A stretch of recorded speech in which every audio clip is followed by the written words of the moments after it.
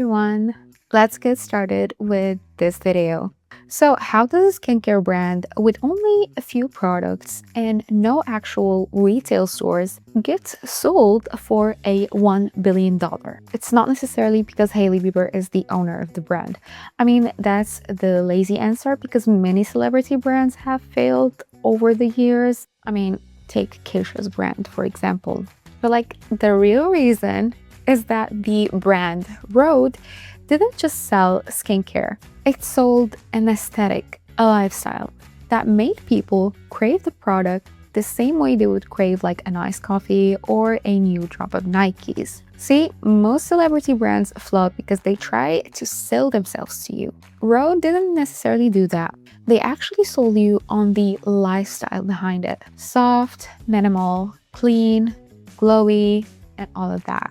And the most interesting part is that they did it all with zero traditional ads, just a social media strategy, a strong community, and a perfectly executed vibe and lifestyle.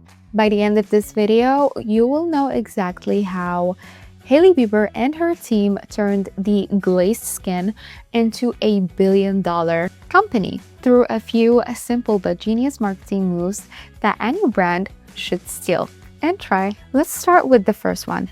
How Rhode managed to make their skincare and products taste like a dessert even through the screen. Think about buttery, glazed donut skin, fruity smelling and tasting lip glosses, and so many more flavors that they have tried and played with.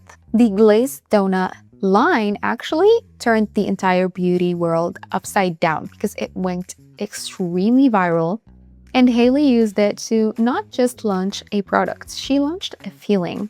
So every product, every ad, and every collab was out there to trigger a craving. Their lip tints weren't just tinted, they were based on delicious flavors such as strawberry smoothies, cinnamon rolls, strawberry glaze, jelly bean, and so much more. And their collab with Krispy Kreme was actually legendary because it wasn't just a lip treatment. They sold a sugar rush fantasy wrapped in dewy packaging. And this is not random, it's actually deep psychology here. When something looks, sounds, and feels delicious to your brain, it is linked to dopamine and serotonin, and it feels like a reward. That's what we like to call dopamine marketing 101. Even the textures play a role into it.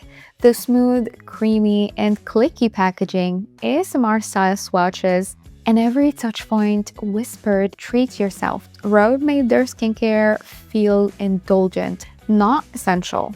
And that's what surprisingly made it blow up. The takeaway here for brands is don't just make something that people really need.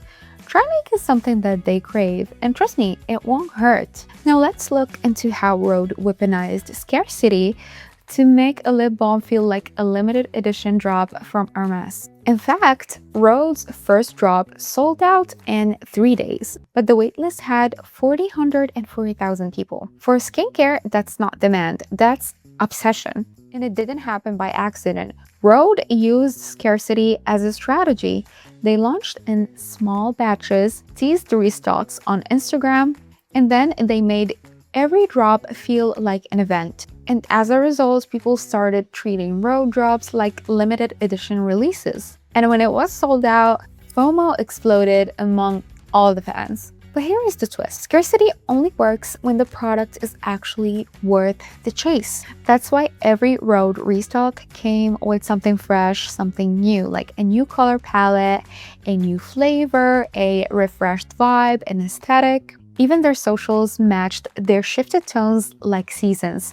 We have here the gray for their new gray eye patches, and pink for jelly bean, red and white for the candy cane mint lip tint, brown for the cinnamon roll lip tint, and yellow for the pineapple cleanser. Each launch wasn't just a product, it had its own aesthetic moment. And the psychological play here is wild, because when people visually like something, but they can't have it, their brain labels it as valuable. So when it finally launches or restocks, it's an instant buy.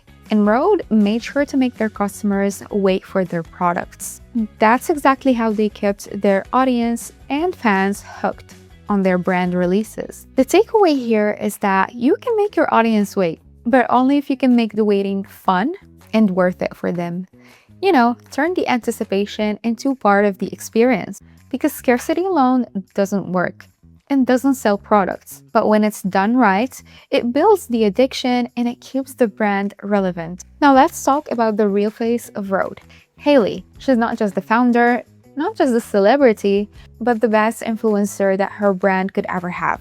Even though she collaborates with other celebrities and influencers for her brand Rhode. Most celebrities launch products like they're ticking a business box. Hailey built Rhode like it was her baby. She didn't flood her fans with polished ads. Hailey casually dropped her Get Ready With Me videos, and she posted her actual skincare routine, and she showed what she does for her face and skin.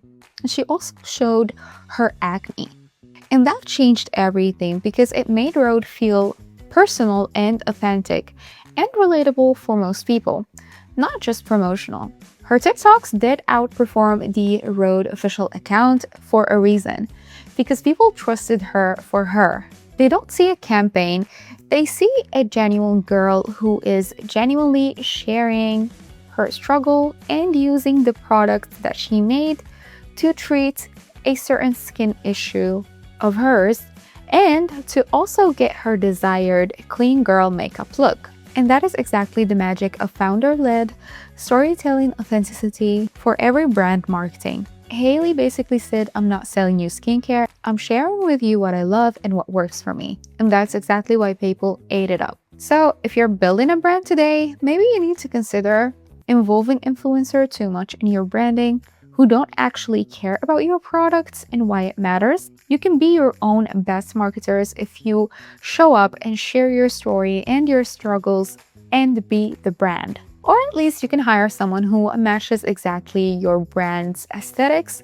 and values. Another thing that Rhode did is that they didn't just sell products. They built a whole world from it. They literally call it the world of Rhode. Everything from their packaging to their pop-ups to their Instagram grids to their community, it feels like it lives in a dreamy universe. Soft neutrals, dewy lighting, clean fonts, pastel palettes, and it's all intentional branding. I mean, you could spot a Rhode post in half a second, and that's not by coincidence. That is brand consistency. Their team doesn't just drop products, they drop experiences to be lived.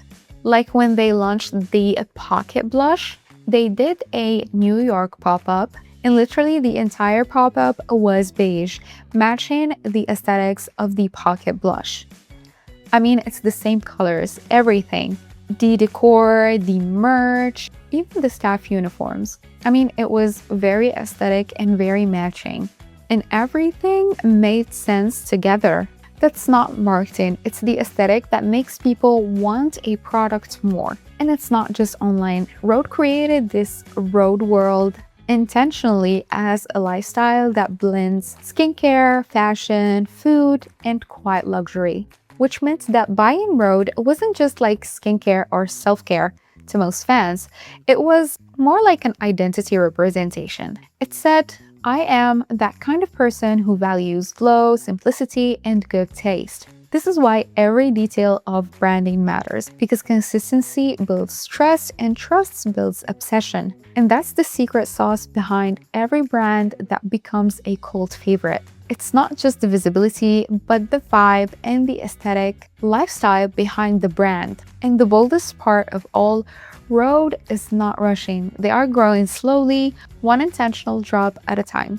So the real formula here for Rhode's billion-dollar rise is cravings, scarcity, authenticity, and consistency all together combined, which resulted in the viral cult favorite status. Hailey Bieber didn't just make a skincare line. She made a skincare crave-worthy as an aesthetic display of a simple and clean lifestyle and identity. So if you're building a brand, remember, don't just sell something, people want or need, build something that people want to be a part of, and something that represents a part of them as well. And if this deep dive on this Rhode case study sparked an idea for you or helped you in any way, please drop a like and hit subscribe, and let's keep breaking down how brands are rewriting the rules of marketing in newer videos.